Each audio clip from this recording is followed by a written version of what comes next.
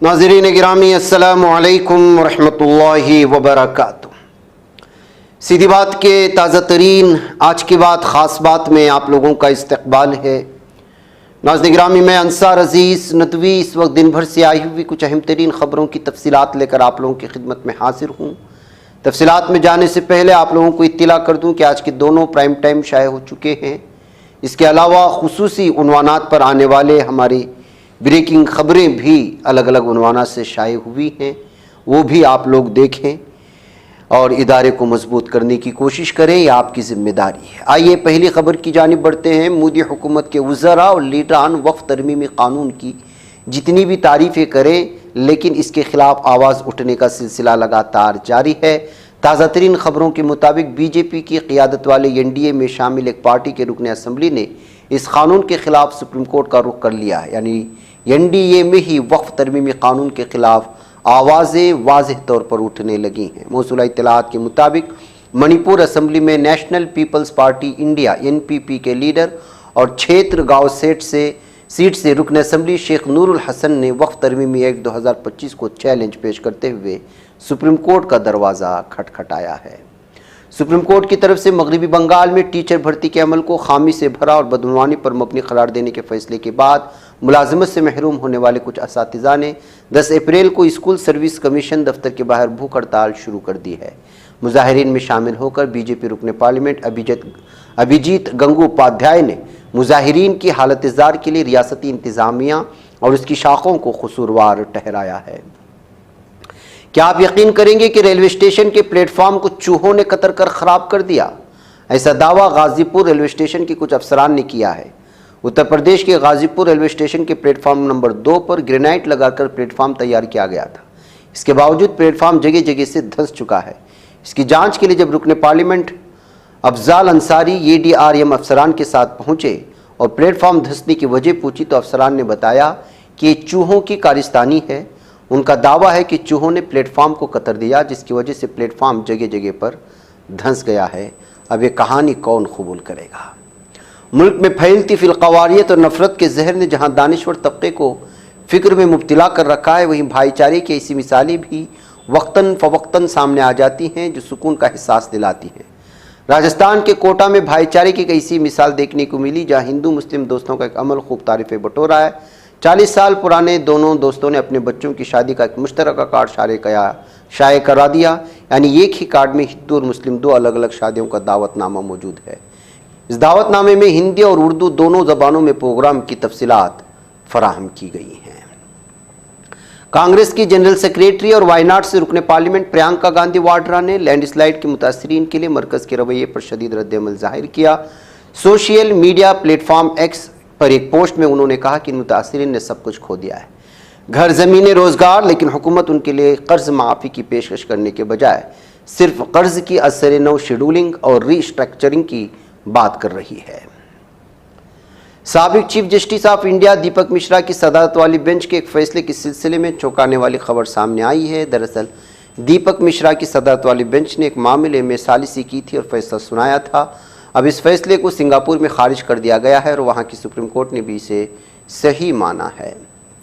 बिहार में बुध की अहल सुबह तेज़ हवा के साथ बारिश आफत लेकर आई है। इस दौरान बिजली गिरने से 20 लोगों की मौत हो चुकी, जबकि 13 अफराद झुलस गए जिनका इलाज अस्पताल में चल रहा है। इस बिजली का 7 जिलों में सबसे ज़्यादा कहर बरपा हुआ। बेगूसराय दरभंगा में 5-5, मधुबनी में 3, समस्तीपुर सहरसा और औरंगाबाद में 2-2, जबकि गया में एक शख्स की बिजली गिरने से मौत हुई है।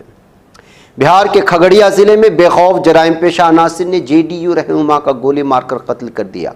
ये वाक़या बुध की शाम पेश आया। महलूक की शनाख्त खगड़िया ज़िले के बेलदूर से JDU MLA पन्ना लाल सिंह पटेल के भांजे कौशल सिंह 50 साल के तौर पर हुई है। अपने अहलिया के साथ बाइक से घर जा रहे थे। इसी दौरान कुछ लोगों ने उनकी बाइक को रास्ते में रोका। उनमें से एक शख्स ने उनके सर में गोली मार दी। सुप्रीम कोर्ट ने आलूदगी में कमी लाने के लिए सरकारी महकमों को इलेक्ट्रिक गाड़ियों को अपनाने के ताल्लुक से मरकज़ी हुकूमत को 30 अप्रैल तक एक तजवीज़ पेश करने को कहा है। जस्टिस अभय S. वोका और जुल भवैया की बेंच ने बुध को additional solicitor general Aishwarya Bhati को अप्रैल तक इस सिलसिले में तजवीज़ पेश करने की हिदायत जारी की है।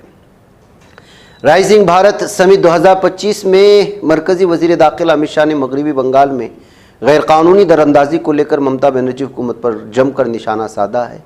انہوں نے کہا کہ اگر بنگال کے عوام اگلے انتخابات میں بی جے پی کو حکومت بنانے کا موقع دیتے ہیں تو دراندازی کا مسئلہ جڑ سے ختم ہو جائے گا۔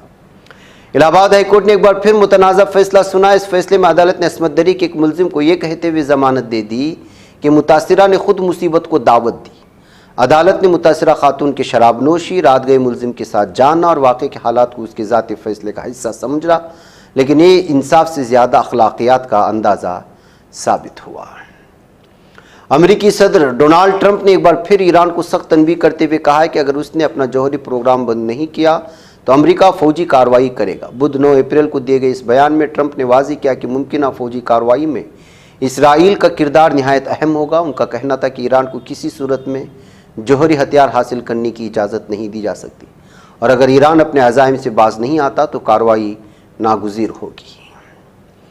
فلسطینی پناہ گزینوں کے لیے اقوام متحدہ کی ریلیف اینڈ ورکس نے خبردار کیا ہے کہ غزہ کی پٹی میں بغیر خوراک کے گزرنے والا ہر دن پٹی کو بھوک کے شدید بحران کی طرف دھکیل رہا ہے، جس کے سنگین نتائج 20 لاکھ سے زائد لوگوں کو بھگتنا پڑ سکتے ہیں۔ تاکہ ناکہ بندی اور بھوک کی وجہ سے لاکھوں شہری پہلے ہی بدترین حالات سے دوچار ہیں۔ یکم مارچ سے شروع ہونے والی اسرائیلی جارحیت غزہ کی ناکہ بندی مزید تباہی کا باعث بن رہی ہے۔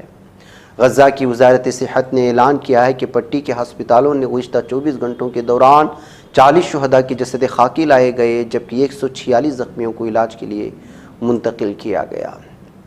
اسلامی تحریک مزاحمت نے یونیسکو کے ان فیصلوں کا خیر مقدم کیا ہے جس میں القدس و الخلیل میں آباد کاری کے منصوبوں کو روکنے کا مطالبہ کیا گیا، اس پر عمل درآمد کرنے اور اسے بین الاقوامی قوانین کی خلاف ورزی کرنے سے روکنے کے لیے قبضے پر دباؤ ڈالنے کا مطالبہ کیا ہے۔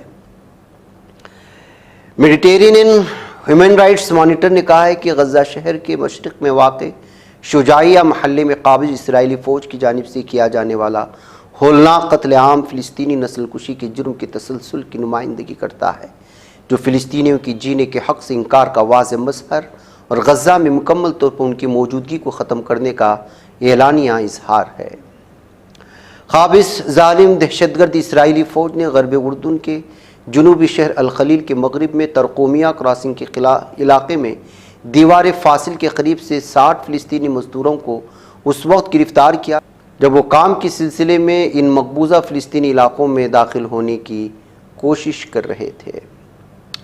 درجنوں یہودی آباد کاروں نے آج جمعرات کی صبح قابض ظالم دہشت گرد اسرائیلی فوج کی بھاری نفری کی سیکیورٹی میں مسجد اقصیٰ کے احاطے پر دھاوا بولا۔ یہ حملہ عبرانی ایسٹر کے نام نہاد چھٹی کے دوران یہودیوں کو مسجد اقصیٰ میں لانے، صہیونیوں کے درمیان یکجہتی اور ٹیمپل ماؤنٹ گروپوں کے تصادم کے مطالبات کے درمیان ہوا ہے۔ ناظرین گرامی، آج کی بات خاص بات میں اتنا ہی، انشاءاللہ پھر آپ لوگوں سے ملاقات ہوگی۔ والسلام علیکم ورحمۃ اللہ وبرکاتہ۔ یہ چینل حق نگر بن کر کچل دیتا ہے فتنوں کو، اگر گندی ہو پالیسی تو مرتے دیکھ کتنوں کو، اسی بازار میں بکتے ہوئے دیکھا ہے سپنوں کو، سبھی یکساں ہے یہ پیغام دو غیروں کو اپنوں کو، وطن اہل وطن کا ہے گلے بے خار سیدھی بات۔